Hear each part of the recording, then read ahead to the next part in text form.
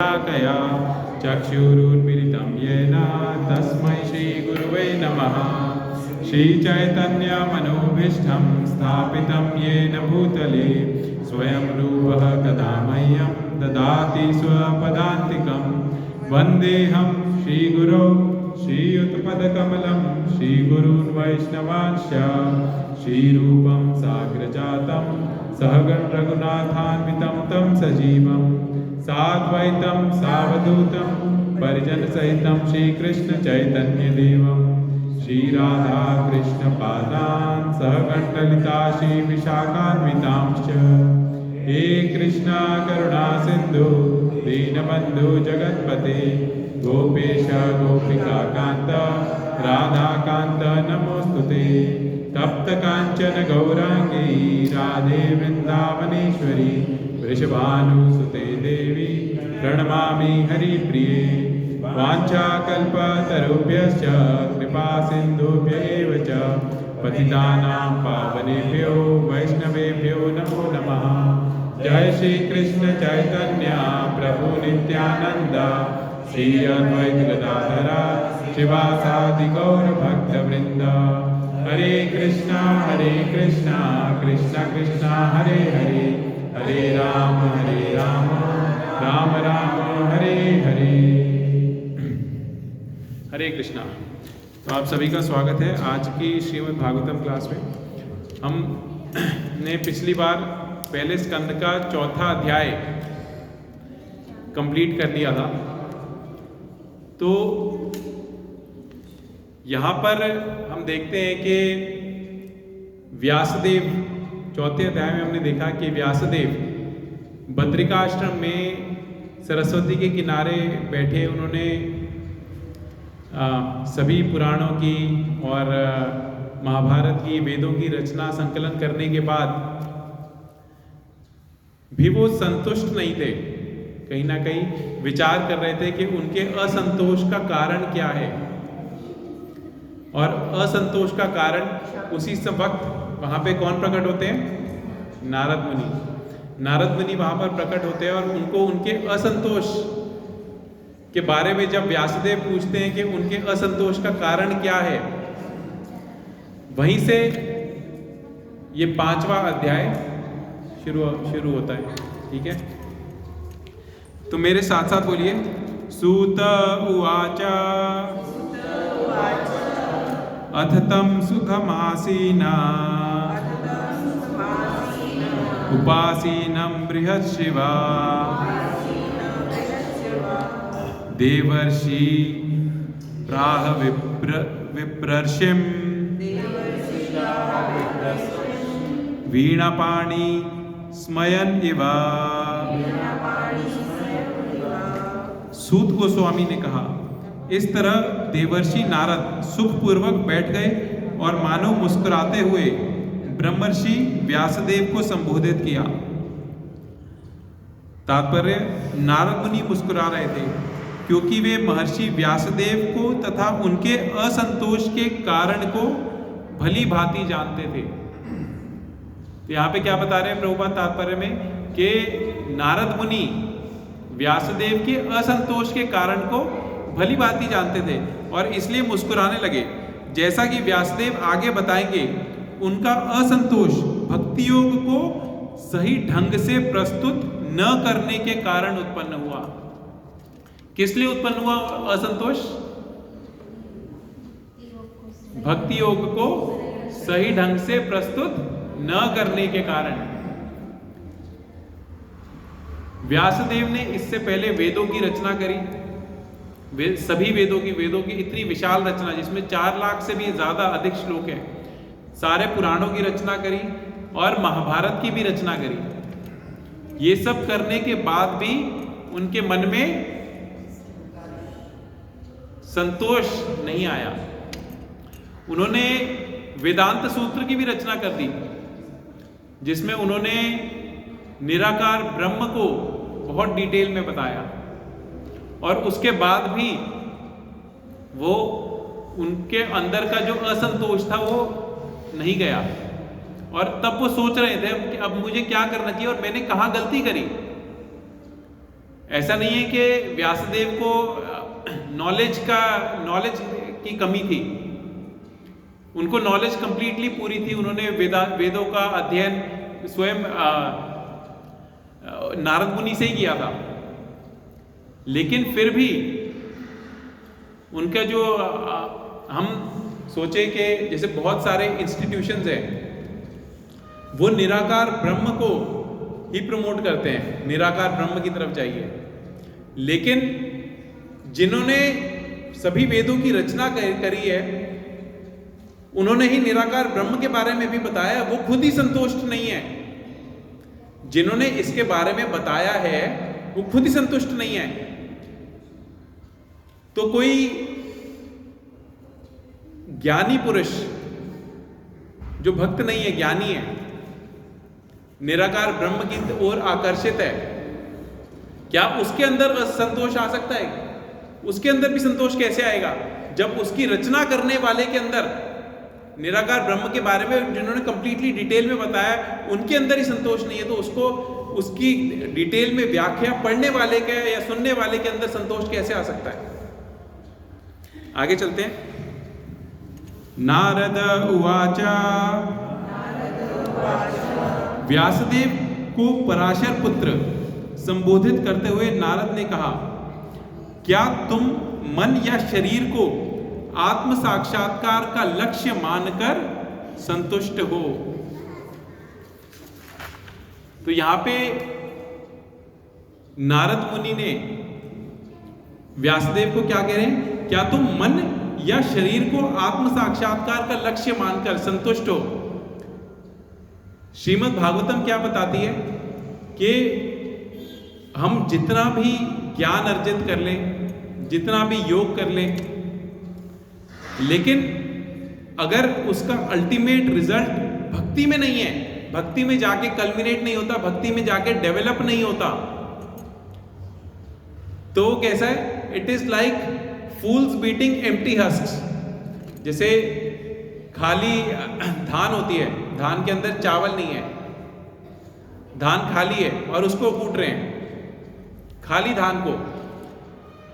वैसे ही हम जितना भी ज्ञान अर्जित कर लें, योग की अलग अलग सिद्धियां प्राप्त कर लें, लेकिन वो अगर अल्टीमेटली भक्ति में जाके कल्मिनेट नहीं होती, तो ये कैसे है?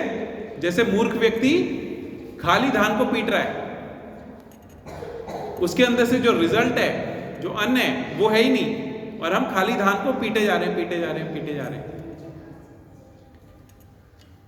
तात्पर्य में पढ़ते हैं। नारद द्वारा व्यासदेव को उनके असंतोष के कारण का यह संकेत था। व्यासदेव को अत्यंत शक्ति संपन्न ऋषि पराशर के वंशज होने के कारण असामान्य पैतृक विशेषाधिकार प्राप्त था, जिससे उनके असंतुष्ट रहने का कोई कारण नहीं होना चाहिए था। महान पिता के महान पुत्र होने के कारण उन्हें चाहिए था कि आत्मा की पहचान शरीर या मन से न करते। अल्प बुद्धि वाले सामान्य जन शरीर को या मन को आत्मा के रूप में स्वीकार करते हैं, लेकिन व्यासदेव को ऐसा नहीं करना चाहिए था। स्वभावतः कोई तब तक प्रसन्न नहीं रह सकता जब तक सचमुच वह आत्म साक्षात्कार को प्राप्त न हो जाए, जो भौतिक शरीर तथा मन से परे है। हरिभक्ति विलास क्या कहती है? हरिभक्ति विलास बताती है कि अगर किसी व्यक्ति के मन में, किसी ज्ञानी के मन में भक्ति जागृत नहीं होती, उसके जो अंदर ज्ञान अर्जित हुआ है वो कैसा है? वो ज्ञान अर्जित हुआ है जैसे decorations on a dead body. एक मृत शरीर को हमने अच्छे से ज्वेल से डेकोरेट कर दिया है। हमारे अंदर जो ज्ञान है, वो ज्ञान का रियल पर्पस क्या है? ज्ञान का पर्पस क्या है? ज्ञान का पर्पस है भक्ति प्राप्त करना। भक्ति का मतलब क्या है? भक्ति का मतलब है भगवान के प्रति प्रेम, भगवान के प्रति प्रेम, केवल भगवान के प्रति प्रेम, शुद्ध प्रेम, प्योर डिवोशन, मिक्स्ड डिवोशन नहीं, शुद्ध प्रेम भगवान के प्रति डेवलप होना। ये हर मनुष्य का, हर जीव का, चैतन्य चरितामृत क्या बताती है? जीवेर स्वरूप होय कृष्णेर नित्य दास, जो जीव का असली स्वरूप है वही आत्म साक्षात्कार करना है उसका। आत्म साक्षात्कार का मतलब क्या है?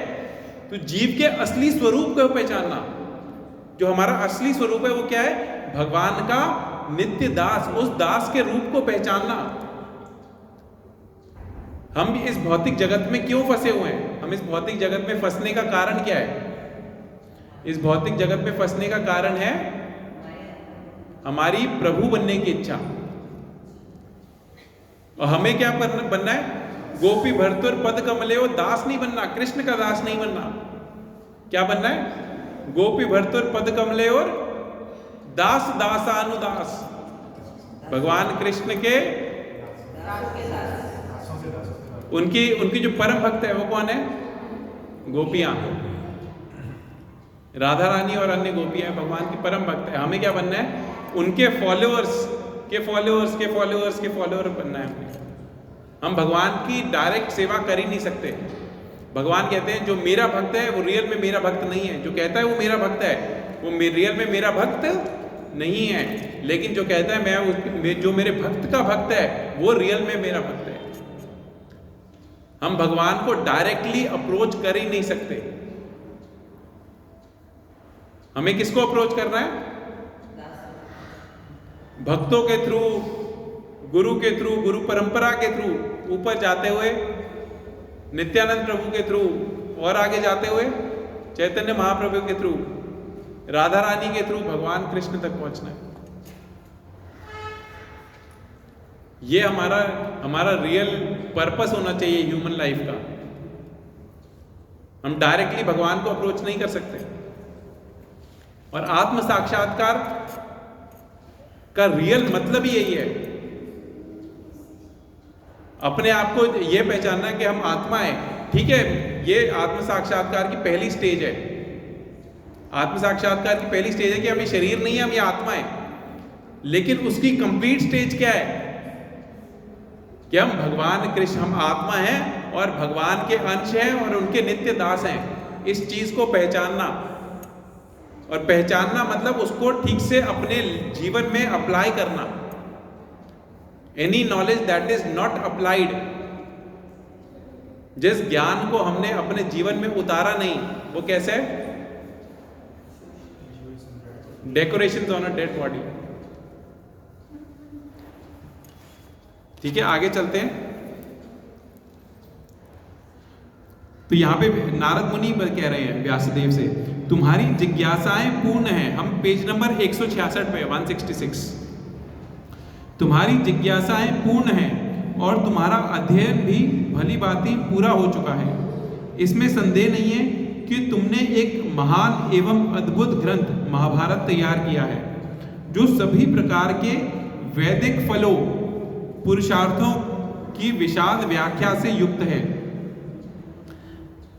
तात्पर्य में प्रभुपाद बता रहे हैं, व्यासदेव के विषाद का कारण उनमें पर्याप्त ज्ञान का अभाव नहीं था, क्योंकि छात्र के रूप में उन्होंने वैदिक साहित्य का पूर्ण अवगाहन किया था, जिसके फलस्वरूप उन्होंने महाभारत का संकलन किया, जो वेदों की पूर्ण व्याख्या से समन्वित है। और वेदों का जो रियल एसेंस है वो क्या है? भगवत गीता में 15वें अध्याय में भगवान ने क्या बताया? सर्वस्य चाहम हृदि सन्निविष्टो मतः स्मृति ज्ञानम अपूर्णम च वेदेश्च सर्वम अहम एव वेद्यो वेदांत कृत वेदविद चाहम। यानी वेदों का संकलन करता भी मैं हूं, वेदों का ज्ञाता भी मैं हूं, और वेदों के द्वारा जानने योग्य भी मैं ही हूं। तो वेदों का जो रियल पर्पस था वो भगवान भगवत गीता में क्या बता रहे हैं? भगवत गीता महाभारत का ही पार्ट है। भगवत गीता महाभारत का ही पार्ट है। उसमें भगवान क्या बता रहे हैं कि वेदों के द्वारा जो असली रिजल्ट है वो क्या है? वो भगवान को जानना है, भगवान को सही तरीके से जानना। लेकिन व्यासदेव ने वेदों में भगवान की भक्ति की व्याख्या तो करी, लेकिन सही ढंग से नहीं करी। जितना फोकस उस पर देना चाहिए था भक्ति पर, उन्होंने फोकस पूर्ण भक्ति पे ना देके इधर उधर घुमा दिया। नॉलेज को क्या है, बहुत बड़ा, वेदों में इतनी विशाल नॉलेज दे दी, इसमें आयुर्वेद भी, ठीक है, ये सब ज्ञान जरूरी है, जिसमें केमिकल्स का ज्ञान भी है, हर चीज का ज्योग्राफी भी है, कंप्लीट ज्ञान है वेदों में, ऐसा कोई नॉलेज नहीं है जो वेदों में नहीं है। लेकिन जो रियल एसेंस होना चाहिए था, उस एसेंस को इतनी इंपॉर्टेंस नहीं दी जितनी देनी चाहिए थी व्यासदेव ने, और यही उनके असंतोष का कारण था।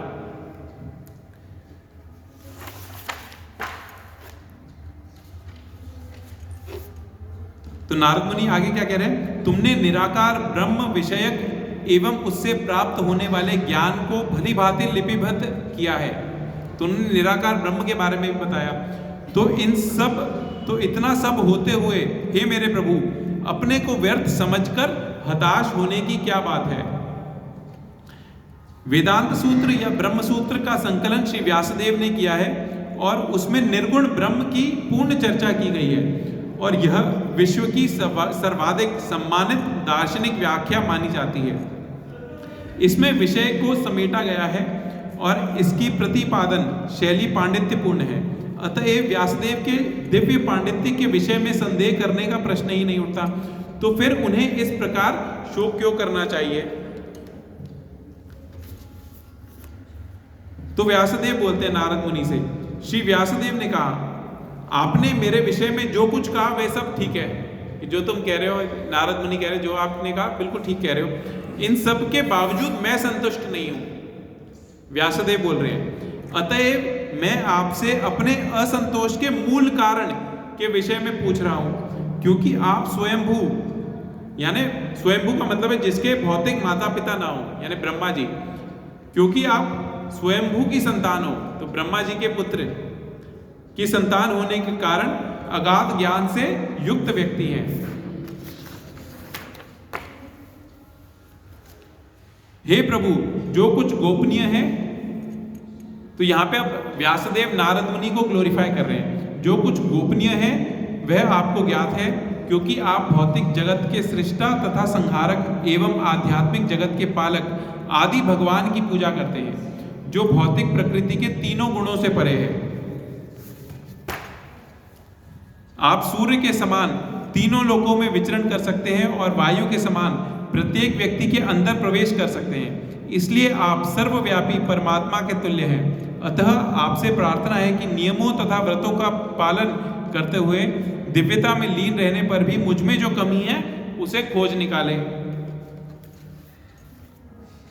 तो व्यासदेव यहाँ पे नारद मुनि से क्या क्या आग्रह कर रहे हैं कि मैंने जो भी व्याख्या करी, डिटेल बताई, उससे मैं संतुष्ट नहीं हूं, तो आप मेरे हृदय में प्रवेश करके बताइए कि मेरे असंतोष का कारण क्या है। जो गुरु है, गुरु हमें परफेक्टली जानता है, जो बोनाफाइड गुरु है वो हमें परफेक्टली जानता है कि हमारे हृदय में क्या चल रहा है। तो यहां पे नारद मुनि, हम सोचे कि हम गुरु से झूठ बोल देंगे, गुरु सब जानते हैं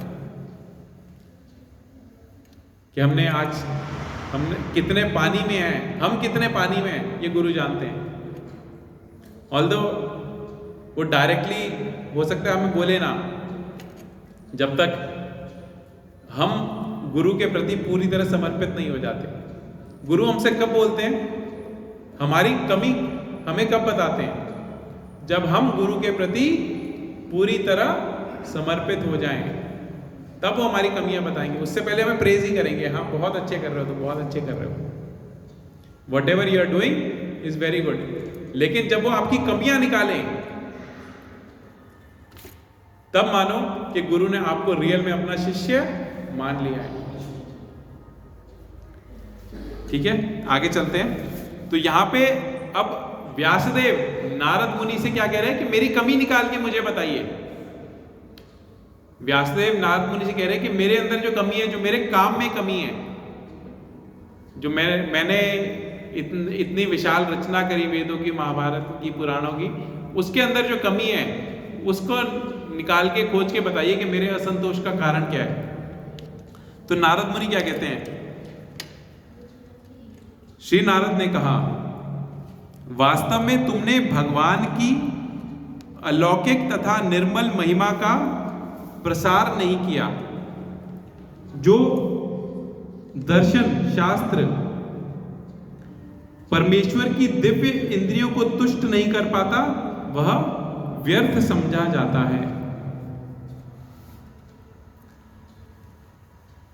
तो जो शास्त्र भगवान की महिमा को ठीक से प्रस्तुत नहीं करता, क्या बता रहे, दोबारा पढ़ते हैं, वास्तव में तुमने भगवान की अलौकिक यानी आध्यात्मिक तथा निर्मल महिमा का प्रसार नहीं किया। तो भगवान की जो डिटेल में भगवान की जो लीलाएं हैं उनका प्रचार प्रसार नारद मुनि कहते हैं व्यासदेव से कि तुमने ठीक से नहीं किया। जो दर्शन या शास्त्र परमेश्वर की दिव्य इंद्रियों को तुष्ट नहीं कर पाता, वह शास्त्र कैसा है? वह शास्त्र व्यर्थ समझा जाता है। परमात्मा के साथ व्यक्तिगत जीव का वैधानिक संबंध उस शाश्वत स्वामी के नित्य दास होने का है। यानी जीव का और परमात्मा का जो कॉन्स्टिट्यूशनल पोजीशन है वो क्या है? भगवान का नित्य दास होने की। भगवान ने जीवों के रूप में अपना विस्तार इसलिए किया है कि उन्हें उनसे प्रेम पूर्वक सेवा प्राप्त हो सके। तो भगवान ने अपना विस्तार जीवों के रूप में क्यों किया है? हम सभी भगवान के ही अंश है ना, तो भगवान ने हमारा विस्तार किया है अपने अंदर से ही। तो हम और किस लिए किया है? ताकि वह हमसे प्रेम पूर्ण सेवा प्राप्त कर सके और इससे भगवान तथा जीव दोनों को संतोष मिल सके। जीव को भी संतोष कब मिलेगा? हम कहेंगे जीव और भगवान दोनों को संतोष कब मिलता है? जब जीव भगवान की सेवा करता है। इस हाथ का क्या धर्म है कि वह शरीर की सेवा करे?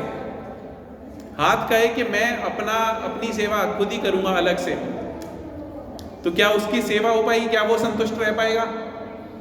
लेकिन अगर ये हाथ इस शरीर की सेवा करे, ये आंख इस शरीर की सेवा करे, ये हाथ क्या है? ये हाथ इस शरीर का अंश है। तो अंशी की कॉन्स्टिट्यूशनल पोजीशन है, उसका धर्म क्या है? अंश का क्या धर्म है? कि वो अंशी की सेवा करे।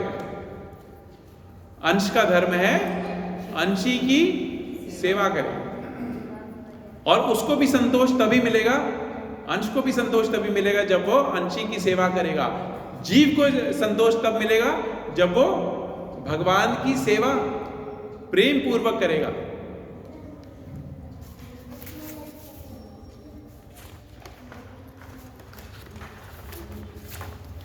वेदव्यास जैसे विद्वान ने वैदिक साहित्य में अनेक विस्तार किए हैं जिनका अंत वेदांत दर्शन में होता है, किंतु इनमें से किसी में भी भगवान की महिमा का प्रत्यक्ष गान नहीं हुआ।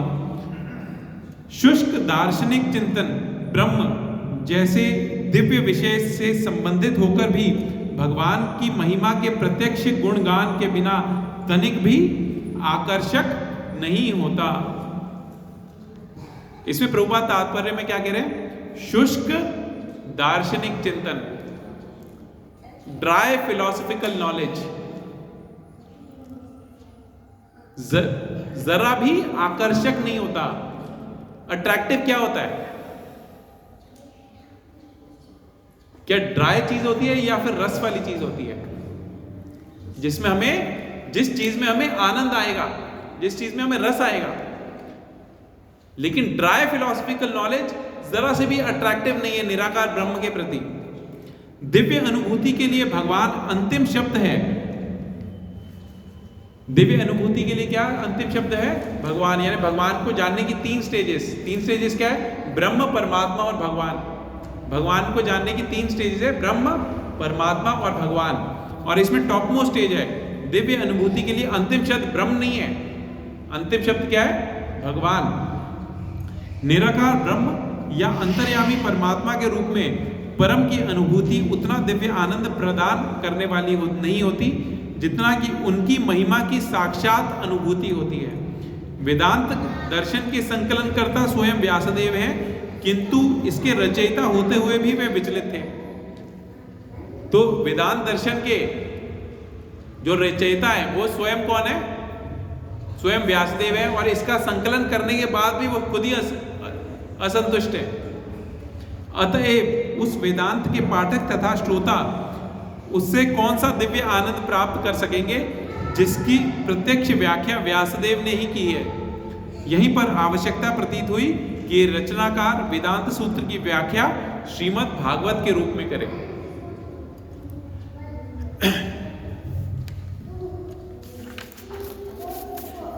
इस श्लोक में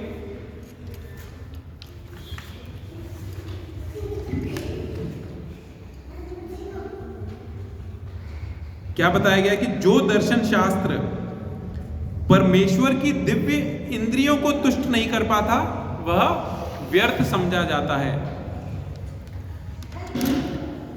श्रीमद् भागवतम के पहले स्कंद के दूसरे अध्याय के तीसरे श्लोक में 7वें श्लोक में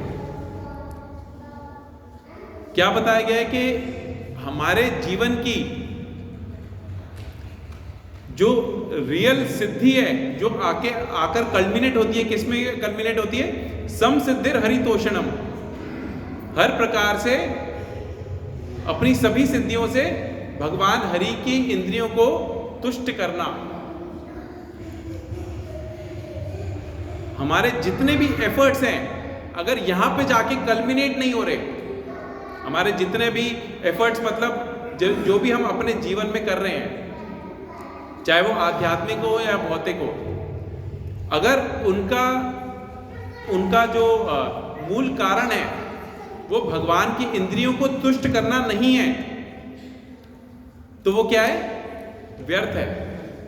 तो ऐसे दार्शनिक चिंतन जिनमें भगवान की इंद्रियों, भगवान के बारे में, भगवान की लीलाओं के बारे में, भगवान के नाम के बारे में, भगवान के रूप के बारे में, भगवान के गुणों के बारे में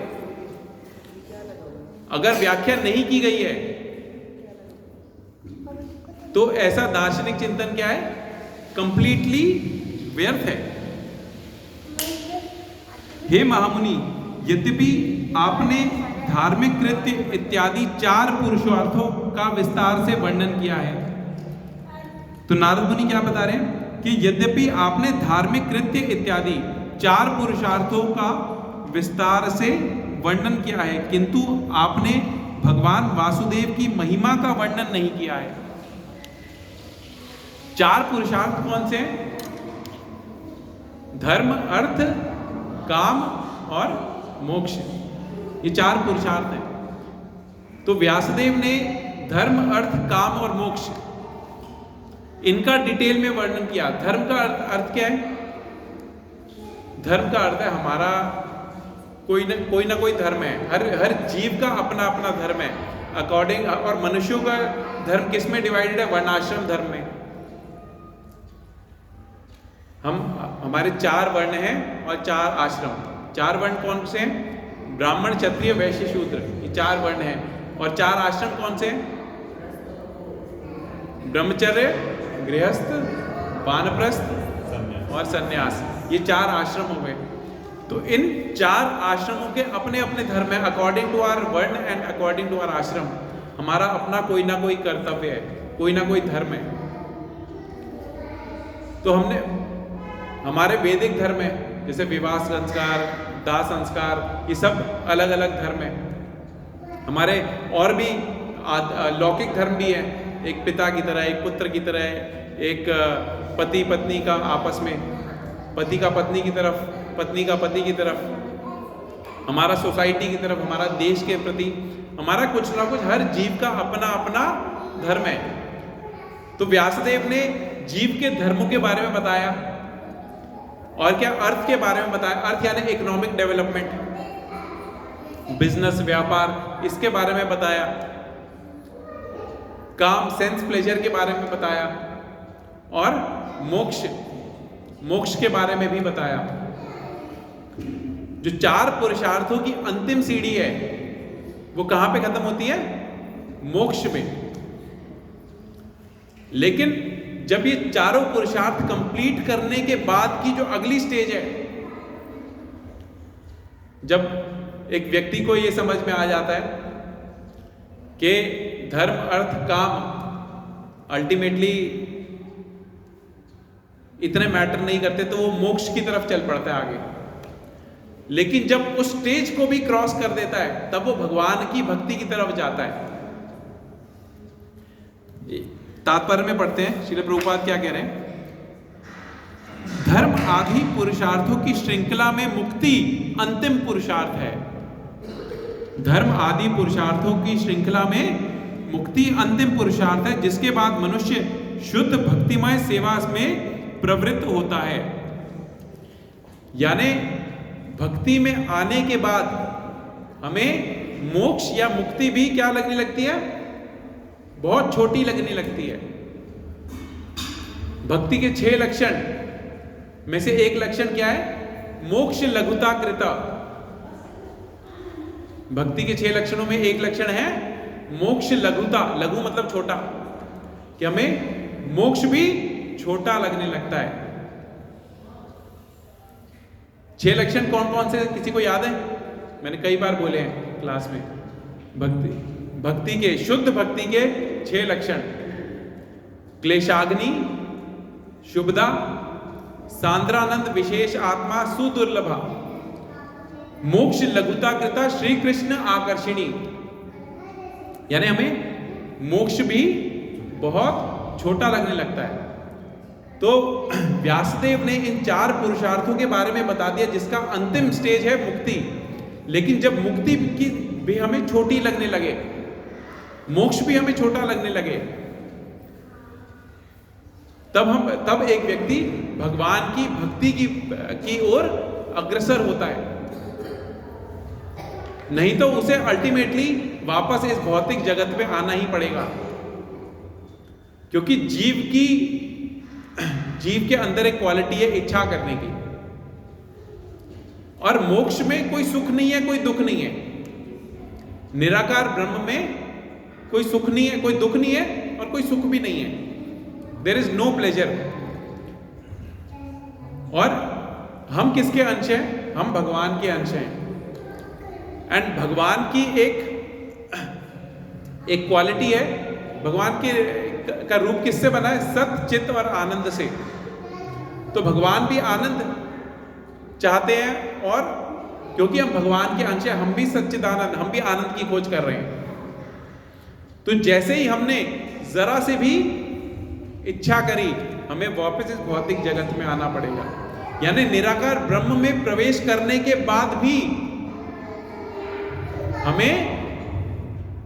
हमें वापस इस भौतिक जगत में हमारा फॉल डाउन हो सकता है। हो सकता है नहीं, होगा ही होगा। हो सकता है करोड़ों जन्म तक।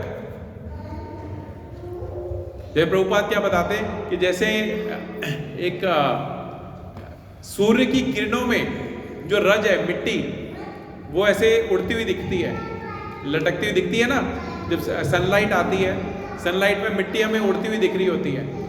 वैसे ही भगवान की ब्रह्म ज्योति में हम एक कण की, रज के कण की तरह हम करोड़ों वर्षों तक हम लटकते रह सकते हैं। लेकिन जैसे ही हमने इच्छा करी, जो कि होगा कभी ना कभी, हमें वापस इस भौतिक जगत में आना पड़ेगा। तो हमें ब्रह्म में, निराकार ब्रह्म में प्रवेश करने की इच्छा ही नहीं करनी है। मुक्ति भी हमें छोटी लगने लगती है। एक भक्त को मोक्ष भी छोटा लगने लगता है, मोक्ष लघुता कृता। हमें क्या करना है? We have to desire right. हमें इच्छा करनी है कि हमारी इच्छा किसकी हो? भगवान की सेवा। अभी हमारी इच्छाएं कैसी है? हमारी इच्छाएं भौतिक है। हमारी इच्छाएं कुछ ना कुछ हमारे जीवन में जो कंफर्ट्स हैं उनको बढ़ाने में लगे हुए, हमारे जीवन के दुख हैं उनको कम करने में लगे हुए हैं, हमारे परिवार के पालन में हमारे एक के बाद हमारी इच्छाएं बढ़ती रहती हैं। हम क्या, हमारे अंदर संतुष्टि है? हमारे अंदर भी संतुष्टि नहीं आती। हमने ये कर लिया, अब हमें ये चाहिए, हमने ये कर लिया, अब हमें ये चाहिए। तो हमारे अंदर भी संतुष्टि नहीं है। तो हमें क्या करना है? हमें इच्छा करनी है कि हमारी इच्छाएं क्या है, कैसी हो? हमारी इच्छाएं आध्यात्मिक बने। हमारी अभी इच्छाएं भौतिक हैं, हमें अपनी इच्छाएं भौतिक नहीं करनी अभी हमारी स्टेज करनी है, हमारी ऐसी इच्छा हो कि हमारी इच्छाएं आध्यात्मिक बने, हमारी भौतिक इच्छाएं धीरे धीरे कम होने लगे अपने आप ही। ठीक है, आगे चलते हैं। जो वाणी संपूर्ण ब्रह्मांड के वायुमंडल, ये इंपॉर्टेंट श्लोक है, तो मेरे साथ साथ बोलिए। न यत् वचः चित्रपदम हरेर्यशो जगत पवित्रम प्रकृणीता कर्हिचित् तद्वायसं तीर्थम उशन्ति मानसा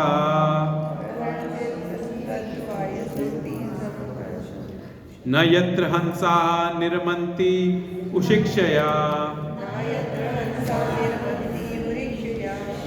जो वाणी संपूर्ण ब्रह्मांड के वायुमंडल को परिशुद्ध करने वाले भगवान की महिमा का वर्णन नहीं करती, उसे साधु पुरुष कैसा मानते हैं?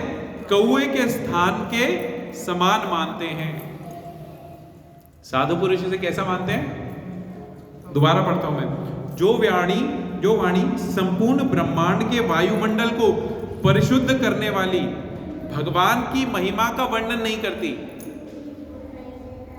तो यानी जो फिलॉसफी भगवान की महिमा का वर्णन नहीं कर रही, वो वाणी कैसी है? उसे साधु पुरुष क्या मानते हैं? तद्वायसम तीर्थम, कौओं के तीर्थ के समान मानते हैं। वायस मतलब कौआ। उसे साधु पुरुष कौओं के स्थान के समान मानते हैं, क्योंकि परमहंस पुरुष दिव्य लोक के वासी होते हैं, अतः उन्हें ऐसे स्थान में कोई आनंद नहीं मिलता। साधु पुरुषों का क्या किस नाम से बताया गया यहाँ पे? परमहंस। और उसके अलावा दूसरा कौन है? कौओं का तीर्थ। जो शास्त्र भगवान की महिमा का वर्णन नहीं करते, वहां पे कौन जाते हैं? और जो शास्त्र भगवान की महिमा का वर्णन करते हैं, वहां पे कौन जाते हैं? वहां पे जाते हैं कौए, एक तरफ कौए और दूसरी तरफ जाते हैं हंस। दो एनिमल्स का, दो बर्ड्स का एग्जाम्पल दिए यहाँ पे। वो कौन है? कौए और हंस। कौए कहाँ बैठते हैं? कौए कहाँ बैठते हैं? कूड़े में। कौओं की आदत है कहाँ बैठने की? कूड़े में बैठने की आदत है। और हंसों की एक क्वालिटी होती है कि वो दूध को और पानी को क्या कहते हैं? अलग अलग कर सकते हैं। दूध और पानी में से जो मिक्सचर है उसमें दूध अलग कर लेंगे और पानी अलग कर देंगे। यानी जो शास्त्र है उसको जहां बैठना चाहिए वो केवल वहीं जाके बैठेंगे हंस। तात्पर्य में पढ़ते हैं श्रील प्रभुपाद क्या कह रहे हैं? कौए तथा हंस अपनी भिन्न भिन्न मानसिक प्रवृत्तियों के कारण एक से नहीं होते। सकाम कर्मियों या रजोगुण व्यक्तियों की तुलना कौओं से की गई है और परमहंस साधु पुरुषों की तुलना हंसों से की गई है। कौओं को कूड़ा करकट फेंके जाने वाले स्थान प्रिय लगता है, जिस प्रकार की सकाम कर्मियों को सुरा सुंदरी तथा स्थूल इंद्रिय तृप्ति के स्थान प्रिय लगते हैं। हंसों को वे स्थान कैसे लगते हैं? प्रिय नहीं लगते। जहां कौए काव काव करने और मेल मिलाप करने के लिए एकत्र होते हैं, वे इसके बजाय प्राकृतिक छटा होने वाले स्थानों में देखे जाते हैं, जहां निर्मल जल का आगार होता है और जिसमें प्राकृतिक सौंदर्य के नाना रंग के कमलों के नाल सुशोभित हो रहते हैं। इन दोनों प्रकार के पक्षियों में यही अंतर है। प्रकृति ने विभिन्न योनियों के जीवों को भिन्न भिन्न मानसिकताएं दी हैं, अतः उन्हें एक ही श्रेणी में लाना संभव नहीं है। यानी जिस भी शास्त्र में भगवान की महिमा का अगर हमने प्रचार नहीं पढ़ा तो वह शास्त्र कैसा है? वे शास्त्र है व्यर्थ। और आगे 12वें स्कंद में श्रीमद् भागवतम को क्या बताया गया? श्रीमद् भागवतम पुराणम अमलम। अमलम, मल मतलब जिसमें कोई गंदगी हो, लेकिन श्रीमद् भागवतम क्या है? अमल पुराण है। श्रीमद् भागवतम पुराणम अबलम यद वैष्णवानां प्रियम, जो वैष्णवों को बहुत प्रिय है। यस्मिन् परमहंसायाम एकम अमलम ज्ञानम परम गीयते, जिसको परमहंस क्या करते हैं, सुनते भी हैं और गाते भी हैं। तत्र ज्ञान वैराग्य भक्ति सहितम नैष्कर्म्यम आविष्कृतम तत् श्रवण सुपठन विचरण परो भक्त्या विमुच्येन नरः। This Bhagavatam reveals the means for becoming free from all material world together with the process of transcendental knowledge, renunciation and devotion। तो ये भागवतम क्या है, ये भागवतम हमें क्या देती है, ज्ञान भी प्रदान करती है और वैराग्य भी, और क्या, और भक्ति भी। वासुदेवे भक्ति भगवती भक्ति योग प्रयोजित जनति आशु वैराग्यम ज्ञानम च यत् अहेतुकम।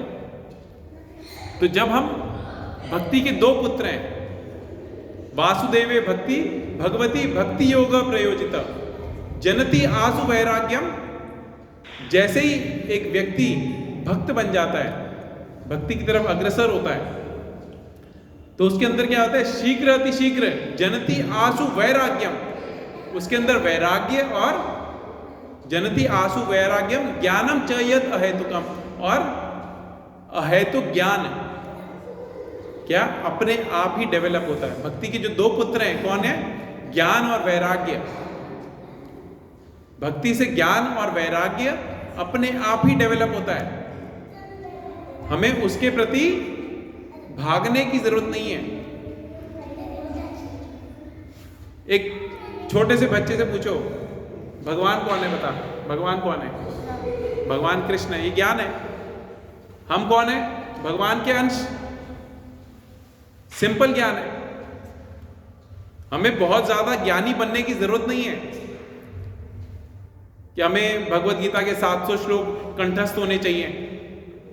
क्या कहीं लिखा है कंठस्थ होने चाहिए? हमें नहीं होने जरूरत नहीं है।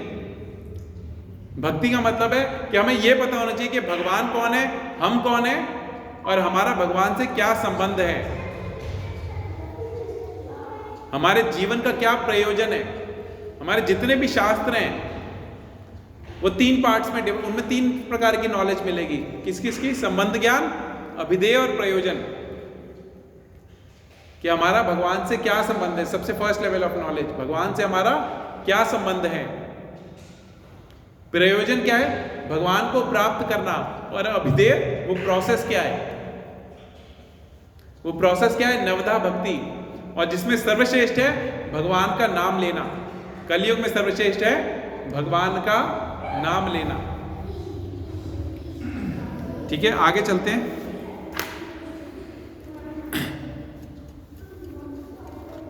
टाइम कितना हो गया प्रभु? 9-10। तो ये आखिरी श्लोक लेके, हाँ, ये हम आखिरी श्लोक लेके यहीं पे वाइंड अप करेंगे आज। तद्वाग विसर्गो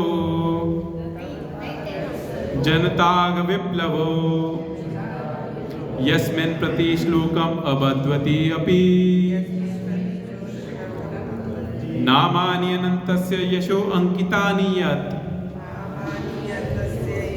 शृण्वन्ति गायन्ति गृह्णन्ति साधवा। दूसरी ओर तो जो साहित्य भगवान की महिमा का वर्णन नहीं करता, वहां पे कौन बैठता है? कौवे।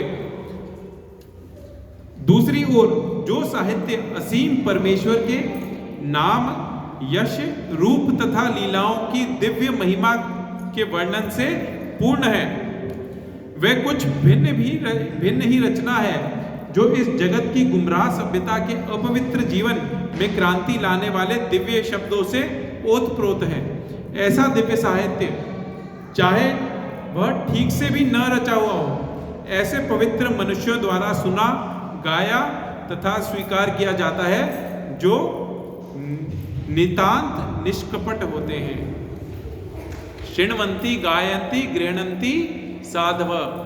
तो जैसा जो साहित्य भगवान की महिमा से, भगवान के नाम रूप गुण लीला धाम की महिमा से ओतप्रोत है, उसे परमहंस क्या करते हैं? शृण्वन्ति, क्या करते हैं? सुनते हैं। गायन्ति, उसकी महिमा का गान करते हैं। और गृह्णन्ति, उसे एक्सेप्ट करते हैं। साधव, साधु पुरुष क्या करते हैं? उसे सुनते हैं, गाते हैं और अपने अंदर उतारते हैं, ग्रहण करते हैं अपने अंदर, अपने जीवन में उसे उतारते हैं। तो भगवान कोई भी ज्ञान, कोई भी कर्म भगवान की भक्ति से ऊपर नहीं है। जो कर्म, जो ज्ञान, कर्म योग, ज्ञान योग, अष्टांग योग, ध्यान योग, भगवान ने बहुत योगों के बारे में बताया। जो योग अल्टीमेटली ये क्या है? ये एक लोअर लेवल ऑफ स्टेजेस हैं। तो हम योगा लैडर में जो सबसे नीचे वाली लैडर है वो क्या है? कर्म योग। उससे नीचे क्या है? उससे नीचे तो विकर्म है। विकर्म तो चलो इट इज अगेंस्ट द शास्त्र। विकर्म का मतलब क्या है? जो शास्त्रों के अगेंस्ट हो। लेकिन जो रियल में योगा लैडर स्टार्ट होती है वो किससे स्टार्ट होती है? कर्म योग से। और कर्म योग का मतलब क्या है? कि हम रिजल्ट्स की इच्छा करते हैं, लेकिन हम उनको ऑफर किसको करते हैं? उनको ऑफर करते हैं भगवान को। ये कर्म योग है। जब कर्म योग धीरे धीरे, जिसमें नॉलेज और बढ़ती है, तो ज्ञान योग की तरफ आता है कि हमें ठीक है रिजल्ट्स की इच्छा भी नहीं करनी है, हमें रिजल्ट्स की इच्छा भी नहीं करनी है। धीरे धीरे हम ज्ञान योग की तरफ आकर्षित होते हैं। और जब ज्ञान योग और आगे बढ़ जाता है, भगवान की ज्ञान योग के बाद आती है भगवान की सेवा, तब वो जाके भक्ति योग में कल्मिनेट होती है। तो कैसे जाना श्रेष्ठ है? धीरे धीरे कर्मयोग करते हुए, ज्ञान योग करते हुए, फिर भक्ति योग करते हुए, या डायरेक्ट भक्ति योग? डायरेक्ट भक्ति योग। हमें 10th फ्लोर पे जाना है तो हम एक एक फ्लोर सीढ़ी से चढ़ के जाएं या फिर लिफ्ट से सीधा 10th फ्लोर पे पहुंचे, वो इजी है। भक्ति योग is a simple process.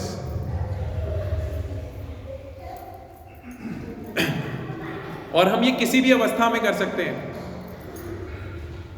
Shrimad Bhagavatam के 6ठे स्कंद में एक कथा आती है वृत्रासुर की।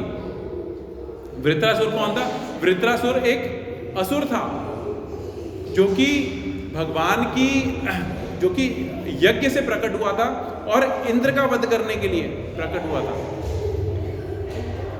लेकिन असुर योनि में होते हुए भी वो भगवान का परम भक्त था।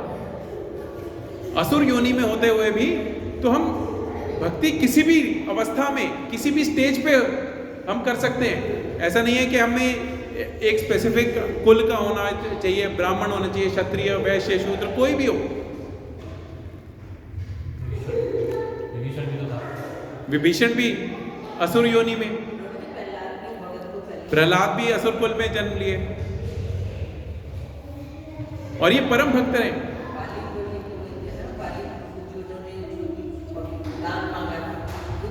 बलि महाराज। तो असुर भी भगवान के भक्त बन सकते हैं। इंद्र और वृत्रासुर में बहुत भयंकर लड़ाई होती है एक बार, और वो एक दूसरे का वध करने जाते हैं। वृत्रासुर का एक हाथ कट जाता है, और फिर भी वो खड़ा होता है और लेफ्ट हैंड से इसको इंद्र के ऐरावत पे इतना जोर का प्रहार करता है कि इंद्र और वो दोनों बिल्कुल एकदम मूर्छित हो जाते हैं और गिर जाते हैं। तो वृत्रासुर उठ के उन्हें इंद्र को ज्ञान देने लगता है, इंद्र को भगवान की भक्ति का ज्ञान देने लगता है। इंद्र सोचता है ये कौन है, कहां से आए? असुर होते हुए उसने देवताओं की पूरी आर्मी को फिनिश कर दिया था, पूरी आर्मी उनसे कांप रही थी। उसने कहा नहीं तुम्हारा धर्म है, उठो, तुम उठो। इंद्र को उठाया और अपना भी वध करवाया, और बाद में वो भगवान के धाम गया वृत्रासुर। तो हम किसी भी योनि में हो, किसी भी अवस्था में हो, हम भगवान की भक्ति कर सकते हैं, और जीव का जो असली स्वरूप है।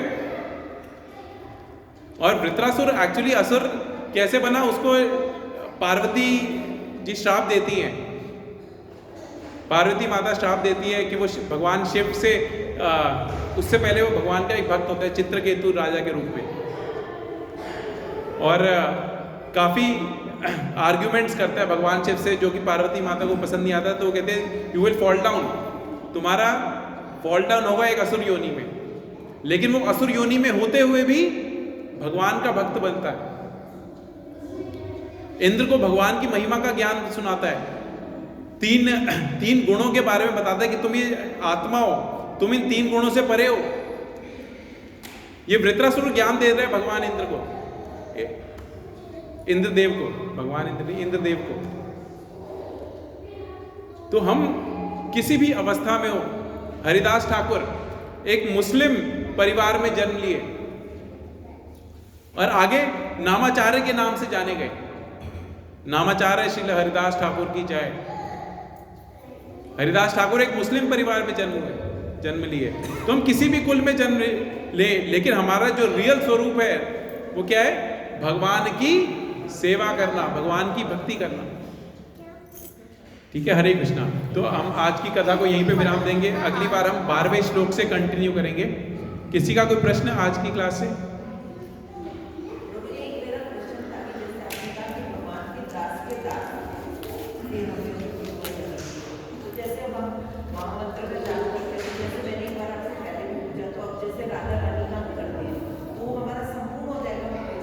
राधा रानी का क्या कर दिया? जैसे राधा रानी का नाम रखना चाहिए या उनकी आराधना करनी चाहिए, जैसे आपने कहा दास के दास। नहीं, तो महामंत्र में राधा रानी है। ये पिछली क्लास में भी माता जी ने पूछा था, वो आई नहीं आज। पिछली क्लास में आई नहीं था, माता जी ने भी यही प्रश्न पूछा था। वो क्या कहते हैं कि राधा रानी क्या हमारे भजन में नहीं है क्या? राधा रानी बिल्कुल हमारे भजन में है। और महामंत्र में भी हरे जो है वो कौन है? राधा रानी है, भगवान की आह्लादनी शक्ति राधा रानी। और जब हम भगवान राम के साथ हरे बोलते हैं तो सीता मैया का नाम ले रहे हैं, और राधा रानी को तो हम ऑल्टर में पूछते हैं। हमारे कितने भजन है राधा रानी पर। जैसे हरे कृष्णा के साथ राधा है, हरे राम के साथ सीता जी। बिल्कुल, हरे मतलब राधा, और राम के साथ हरे बोले तो सीता। महामंत्र में राधा रानी भी है और सीता मैया भी है। बिल्कुल, युगल रूप हमें सेवा युगल रूप में करनी है। हमें भगवान की सेवा इंडिविजुअल नहीं करनी,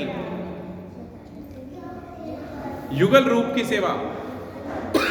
जैसे अगर हम, कोई लोग कहते हैं हम लड्डू गोपाल की सेवा करते हैं, ठीक है, लेकिन साथ में हमें यशोदा मैया या फिर राधा रानी भी लाकर हमें भगवान की सेवा युगल रूप में करनी चाहिए। वो भगवान की सही तरीके से सेवा है।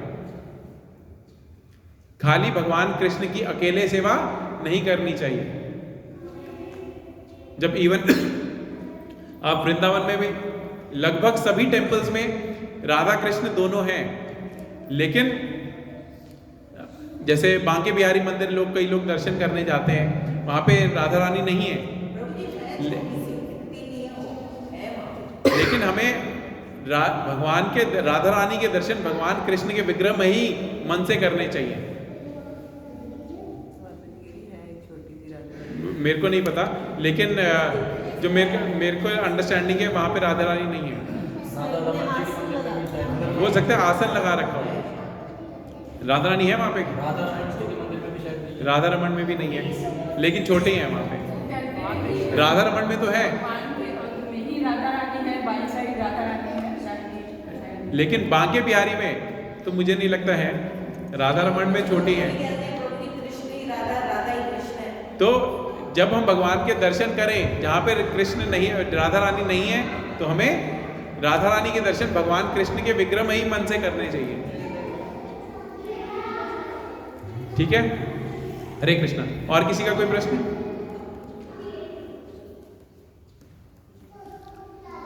नहीं? तो ठीक है, हम कथा को यहीं पे विराम देते हैं। निर्मल प्रभु, तो हमारा टॉपिक था सुप्रीम पर्सनैलिटी ऑफ गॉडहेड, जिस पे आज निर्मल प्रभु बोलेंगे। और उससे पहले हम नेक्स्ट क्लास के लिए भी डिसाइड कर लेते हैं। अपने आप वॉलंटियर कोई करे जो बोलना चाहते हैं भगवान के बारे में, नहीं तो फिर मैं वॉलंटियर करवाऊंगा। पिछली बार कोमल माता जी ने बहुत अच्छा बोला, सबको अच्छा लगा। कोमल माता जी ने बहुत अच्छा बोला था। और आप बोलो माता जी, बोलोगे तो आपका टॉपिक मैं सोचता हूँ आपके लिए, ठीक है प्रभु जी, तब आप तब तक बोलो। हरे कृष्णा।